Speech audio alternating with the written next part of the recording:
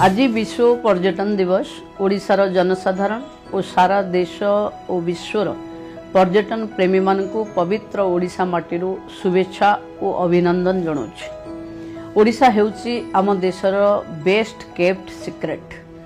पर्यटनर अपर संभावना आम पाखरे अछि। ओडिशा को तृतीय सर्वबृहत पर्यटन स्थली रे परिणत करिवार प्रतिश्रुति आमे देइछु।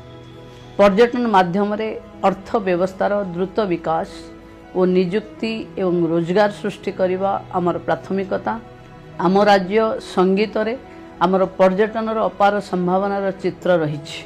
एही कालजयी कवितार स्रष्टा कांतकवि लक्ष्मीकांतक भाषा रे पूत पयोधि विध्वत शरीरा ताल तमाल सुशोभित तीरा शुभ तटिनिकुल शिखर समीरा पुनि एथिरे अछि घन घन वनभूमि राजित अंगे नील भूधरमाला साजे तरंगे कलकल मुखरित चारु विहंगे।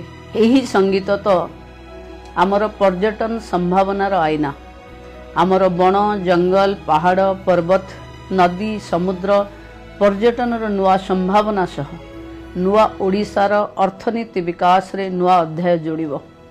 एही कामना सह विश्व पर्यटन दिवसर पुणी थरे शुभेच्छा और नमस्कार। वंदे उत्कल जननी।